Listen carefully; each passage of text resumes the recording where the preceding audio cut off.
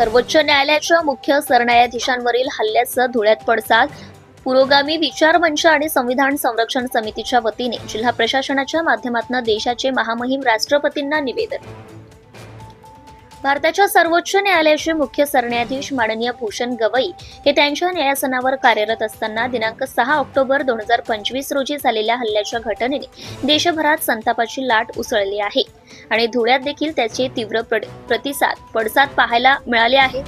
याबाबत बुधवार दिनांक 8 ऑक्टोबर 2025 रोजी शहरातील पुरोगामी विचार मंच आणि संविधान संरक्षण समितीच्या वतीने जिल्हा प्रशासनाने अप्पर जिल्हाधिकारी श्री सुभाष बोरकर यांच्या माध्यमातून भारताचे महामहिम राष्ट्रपतींना निषेधाचे निवेदन देण्यात आले आहे. निवेदनात नमूद करण्यात आले आहे की मुख्य न्यायाधीशांवर न्यायालयातच झालेला हल्ला हा केवळ व्यक्तीवर नव्हे तर देशाच्या सर्वोच्च न्याय संस्थेवर आणि लोकशाहीच्या तत्वांवर झालेला हल्ला आहे. या घटनेचा निषेध करणे ही प्रत्येक जागरूक नागरिकाची जबाबदारी आहे. न्याय व्यवस्था ही जनतेचा विश्वास असलेला स्तंभ आहे आणि त्यावर होणाऱ्या कुठल्याही प्रकारच्या आघातास समाजाने एकत्र येऊन विरोध करणे आवश्यक आहे. सदरची घटना म्हणजे न्याय व्यवस्थेच्या स्वातंत्र्यावर आणि संविधानिक मूल्यांवर घाला घालणारी ही घटना आहे.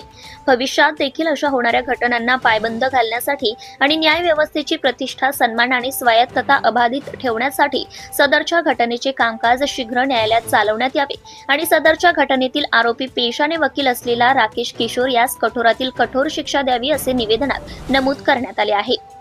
यावेळी संविधान संरक्षण समितीचे अध्यक्ष श्री हरिश्चंद्र लोंढे, प्राध्यापक बाबा हातेकर, डॉक्टर दरबार सिंग गिरासे, युवराज करंकाळ, धुळे शहर काँग्रेसचे हाजी साबिर शेठ, रमेश श्रीखंडे, रमेश दाने, हेमंत मदाणे, सुरेश मोरे, ॲडव्होकेट अमोल पवार, ॲडव्होकेट विशाल साळवे, हेमंत भडक, दिनकर जाधव, नितीन पाटील, महेश पाटील, भगवान वाघ, कैलास देसले, BR नेरकर, सुरेश बैसाणे, सुनील काका महाले, रामकृष्ण शिंदे, मनोहर मोहिते, किशोर शेजवळ, श्रीकृष्ण बेडसे, कॉम्रेड LR राव, पोपटराव चौधरी, राजेंद्र अहिरे, राजेंद्र ढोडरे, मोहम्मद जैद, बबन वानखेडे, पंडित गोसावी, BA पाटील, कॉम्रेड राजेंद्र चौरे, पत्रकार मनोज बैसाणे आदी नमूद यांसह पुरोगामी विचार मंच आणि संविधान संरक्षण समितीच्या पदाधिकाऱ्यांसह धुळे शहरातील समविचारी संघटना, महिला संघटनेचे पदाधिकारी, डॉक्टर, वकील, इंजिनियर, उद्योजक, विद्यार्थी, प्रतिनिधी मोठ्या संख्येने उपस्थित होते. भारत स्वातंत्र्यापूर्वी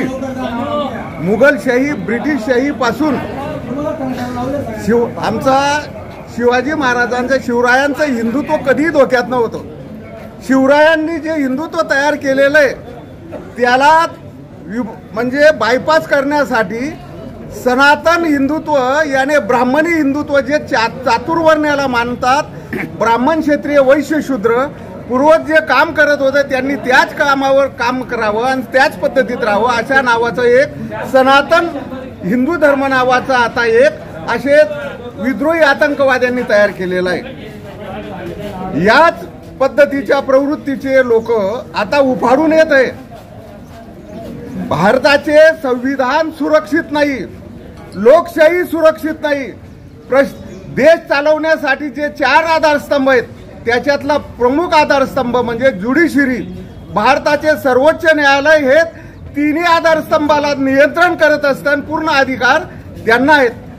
दिनांक 6 रोजी दिल्ली येथील सुप्रीम कोर्टाचे सरन्यायाधीश माननीय भूषण गवई साहेब यांना 11:35 वाजता राकेश किशोर तिवारी नामाचा एक कट्टरवादी कर्मकांडवाला वकील जो बूट फेकून मारतो आणि त्या ठिकाणी त्याची हिअरिंग नव्हती किंवा काहीच नव्हतं, स्वतःला सनातनींचा लीडर म्हणून घेतोय आणि अशा प्रकारचं जर कृत्य या देशात घडत असेल मग देश आणि सरकार सुरक्षित आहे का?